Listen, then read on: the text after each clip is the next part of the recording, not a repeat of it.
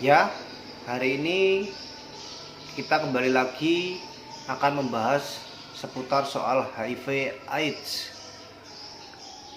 Dan kali ini kita akan berbicara mengenai data yang ada di Asia Pasifik, terutama di Indonesia dan Thailand, di Asia, terutama di India, dan di seluruh dunia, terutama di Afrika. Oke.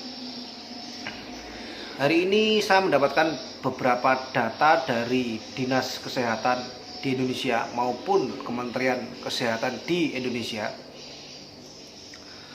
Kurang lebih hari ini yang positif HIV di Indonesia ada 700.000 orang. Kurang lebihnya seperti itu. Dan yang mengakses obat antiretroviral itu kurang lebih sekitar 50% sampai 60%. Jadi orang yang meminum obat-obatan antiretroviral atau obat ARV itu hanya 50% sampai 60%. Sisanya hilang, nggak tahu kemana. Sisanya lagi sudah meninggal dunia. Jadi sangat disayangkan sekali apabila Bapak Ibu memang merasa berisiko segera untuk memeriksakan diri. Dan rata-rata orang HIV hari ini itu adalah 65% laki-laki dan 35% adalah perempuan.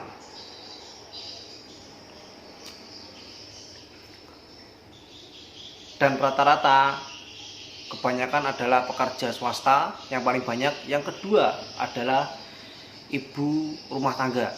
Sangat disayangkan sekali. Jadi ibu rumah tangga biasanya tidak tahu apa-apa, tapi tertular melalui suaminya. Jadi suaminya sukanya keluyuran dan pulang membawa virus. Itu yang sangat disayangkan. Jadi lebih baik untuk memeriksakan diri dan tidak malu di rumah sakit maupun di puskesmas saat memeriksakan diri. Jadi baik-baik saja. Oke, kemudian ada beberapa data dari WHO. Kita ambil dari Worldometer WHO dan kita ambil dari UNAIDS. Mulai beberapa tahun ke belakang sampai hari ini 2021, sekarang sudah Juni 2022.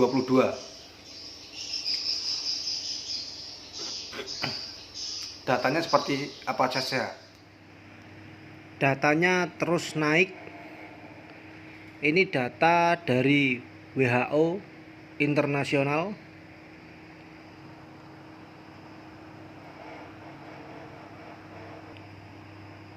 HIV AIDS infected people. Jadi kurang lebih ada 43 juta orang di dunia ini yang terinfeksi HIV. Dan ada sekitar 700.000 orang yang meninggal dunia karena HIV. Datanya terus naik dan terus naik terus. Berubah. Ini ada yang naik turun karena mungkin ada miskomunikasi dari data. Tapi secara signifikan HIV terus naik. Ya, ini adalah data dari UNAIDS Global HIV and AIDS Statistic Fact Sheet. Ini adalah global statistik orang-orang yang sudah mengakses antiretroviral atau obat ARV sampai 30 Juni 2021. Kurang lebih ada 28 juta orang di dunia ini. Dan ada 37 juta orang di dunia ini yang hidup dengan HIV sampai 2020. Dan ada 680.000 orang yang meninggal dunia karena HIV AIDS di tahun 2020. Ini orang-orang yang hidup di dalam HIV.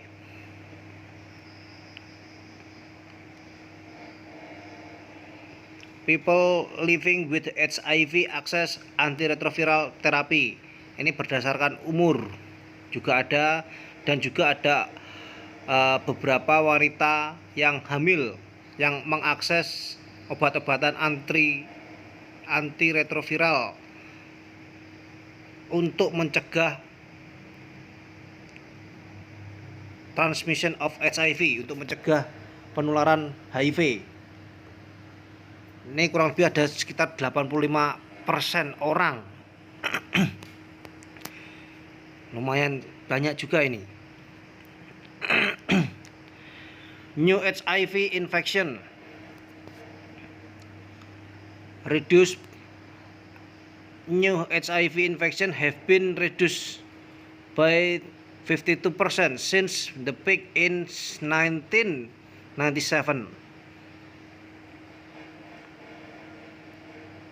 Ini datanya cukup akurat Bapak Ibu.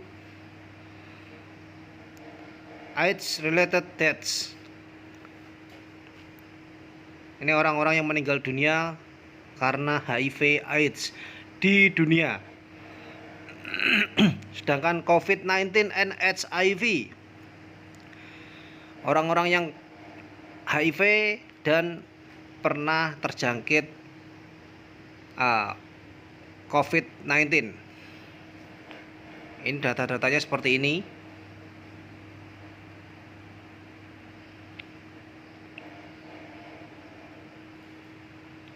The Global Fund to Fight AIDS. Global Fund ini adalah tempat saya bekerja juga Bapak Ibu. Di sini Global Fund, selain ini adalah Global Fund, ini Global Fund to Fight AIDS. Global Fund ini selain HIV AIDS, Global Fund juga ngurusi tuberkulosis dan malaria. Jadi ini saya omongkan, tuberkulosis dan malaria.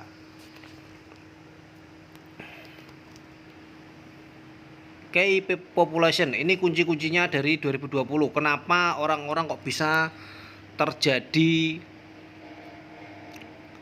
atau penularan HIV AIDS?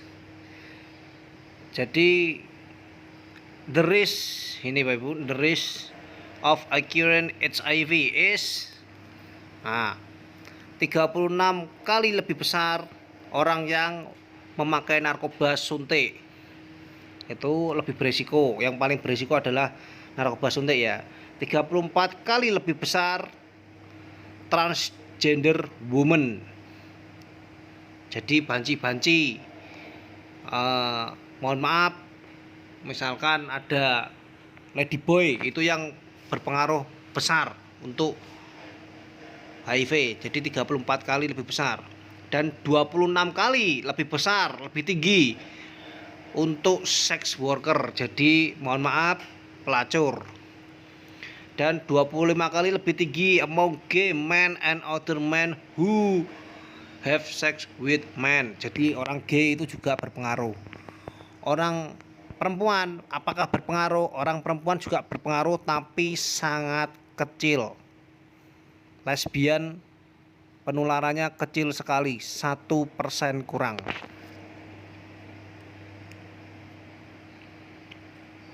Ini data-data yang didapatkan di UNAIDS dan di Sub-Saharan Afrika.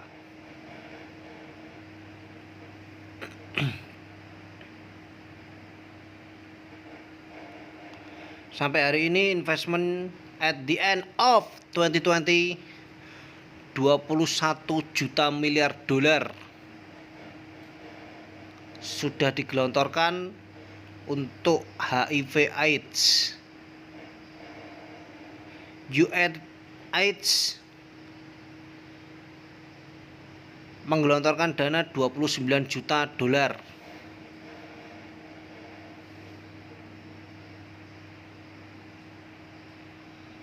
Ya, ini adalah data-datanya dari UNAIDS, dan ini adalah data-data dari tuberkulosis.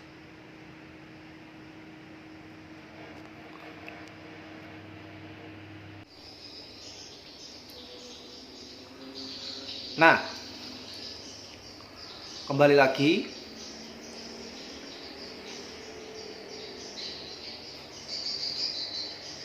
jika hari ini Bapak Ibu merasa berisiko, alangkah lebih baik kalau Bapak Ibu memeriksakan diri lebih cepat.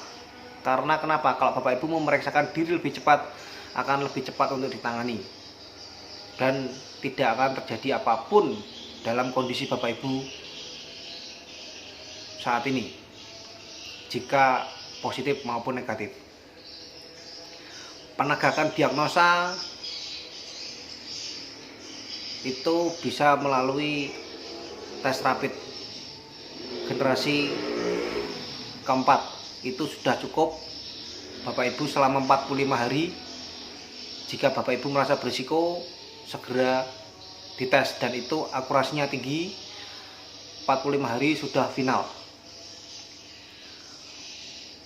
Kapan Bapak Ibu dikatakan merasa berisiko? 1. Apabila Bapak Ibu memiliki pasangan yang tidak tahu status HIV-nya. Dan yang kedua, Bapak Ibu tidak menggunakan pengaman. Itu sudah bisa dikatakan berisiko. Dua-duanya masuk, sudah bisa dikatakan ini berisiko. Itu yang segera Bapak Ibu dilakukan untuk memeriksakan diri secepatnya, supaya tidak terjadi apapun dalam kondisi Bapak Ibu. Oke, mungkin dari saya cukup sekian. Semoga bermanfaat. Terima kasih.